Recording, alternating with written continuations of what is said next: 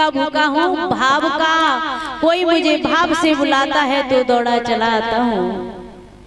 पागल हो गए हो, तुम्हारे 56 प्रकार के व्यंजनों की मुझे जरूरत नहीं है। आज मेरा भोजन तो विदुर काका के घर पे है।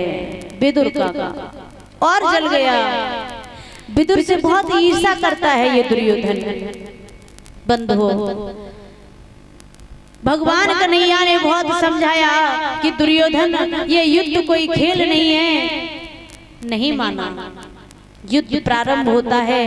18 अक्षौणी सेना कौरव दल की है, 18 अक्षौणी सेना पांडव दल की है। बंधुओं,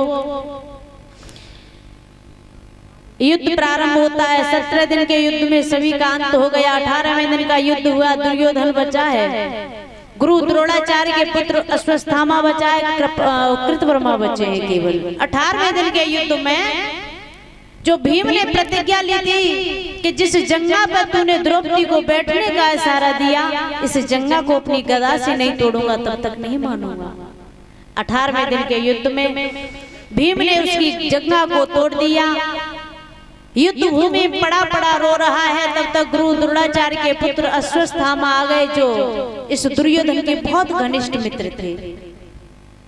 दुर्योधन से कहा, मित्र तुम्हें बहुत पीड़ा हो रही है ना? बोले हाँ, तुम्हारी इस पीड़ा से हम बहुत दुखी हैं, हमसे ये देखा नहीं जा रहा। यदि तुम्हारी आज्ञा हो तो हम तुम्हारी इस पीड़ा का बदला ले सकते हैं। दुर्योधन कहने लगे, मित्र पागल हो गए हो। इतने बड़े युद्ध में इन पांडवों ने कृष्ण के कारण मेरे सभी भाइयों को मार दिया। गुरु द्रोणाचार्य, भीष्म पितामह, कर्ण जैसे योद्धाओं को मार दिया। अब तुम क्या बदला ले सकते हो? बोले नहीं, यदि आप आज्ञा दें तो अभी तो इनके वंशज बचे हैं, इनके जो 5 पुत्र बचे हैं, मैं इनके वंश का समूल नाश कर दूंगा यदि आपकी आज्ञा हो। बंधु, आज आज्ञा लेकर के ये दुर्योधन से और द्रोण का पुत्र वहां से चला है। बड़ा अनर्थ करने जा रहा है। द्रौपदी के 5 पुत्र शिविर में लेटे हैं, हाथ में म्यान से तलवार ली और तलवार लेकर के ये दुष्ट वहां से चला है। अरे द्रोण कुंवर जिया चलो और मारी वे पंडन कुरे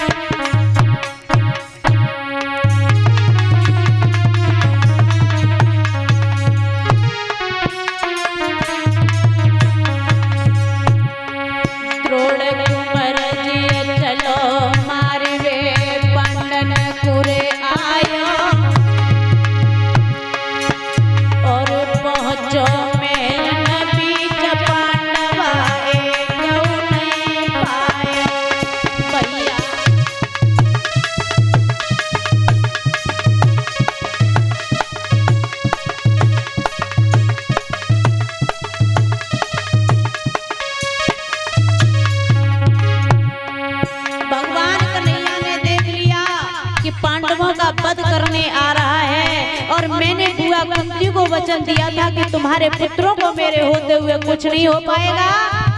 इसलिए भगवान कन्हैया ने एक नई चाल चली। द्रौपदी के पुत्रों की जगह पांडवों को लिटा दिया और पांडवों की जगह उनके पुत्रों को लिटा दिया। हुआ क्या बंधु?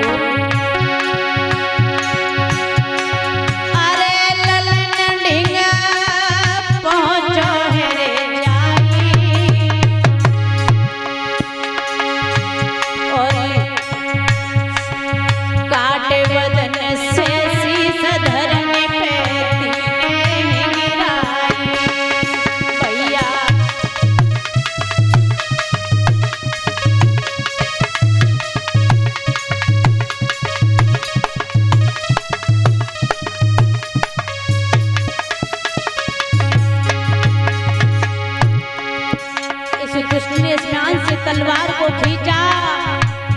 द्रौपदी मैया के 5 पुत्र लेटे थे, सबके शीश को धड़ से अलग कर दिया। अरे कर्म गति तारे नाहे डरे,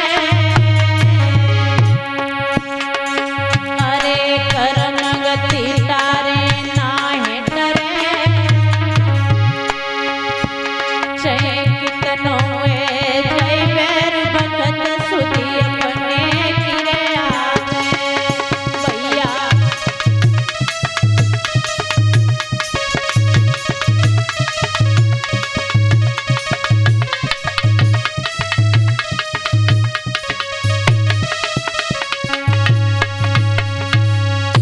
पांचों पुत्रों के शीश को धड़ से अलग कर दिया, चला गया। बड़ा प्रसन्न है कि जो पांडवों को किसी ने धराशायी नहीं कर पाया, मैंने मार दिया।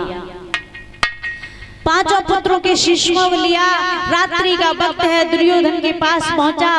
दुर्योधन ने पुत्रों के सबको देखा तो कहने लगा, मित्र ये तुमने अच्छा नहीं किया। मैंने अपने जीवन में कभी कोई शुभ कार्य नहीं किया, लेकिन मेरे वंश का नाश तो नहीं करते। ये तो तुमने मेरे भाइयों के पुत्रों को मार डाला। अश्वत्थामा कहने लगा, हमसे गलती हो गई, रात्रि में देखा नहीं। प्रातः हुआ, मैया द्रौपदी अपने पुत्रों के कक्ष में गई। क्या देखा कि खून की नदियां बह रही हैं, पुत्रों के सब पड़े हुए हैं। और जैसे ही मैया ने देखा, आंखों में आंसू आ गए और कहने लगी हैं, कन्हैया से श्याम आप तो घटघटवासी हैं, क्या आपने ये अनर्थ देख नहीं पाया? मेरे पुत्रों का ये दुष्ट वध करके चला गया और मैं जान भी नहीं पाया कि मेरे पुत्रों को मारने वाला कौन था। आंखों में आंसू आ गए मैया कि डेरों से खून बह रहा था और हर अबला खड़ी रो रही।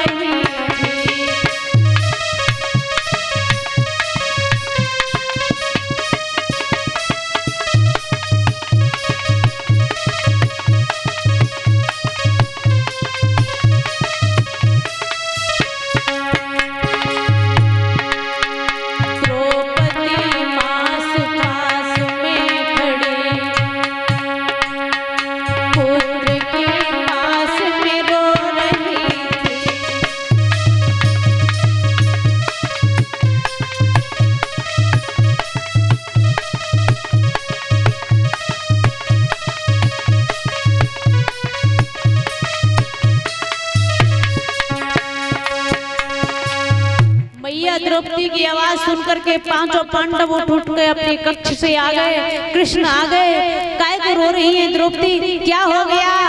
द्रौपदी कहने लगी है, केशव गजब हो गया। बोले क्या हो गया?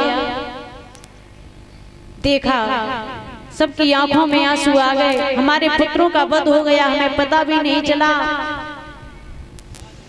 भगवान कन्हैया से कहा, श्याम आप हमें बताएं कि मेरे पुत्रों का वध करने वाला कौन है? भगवान कन्हैया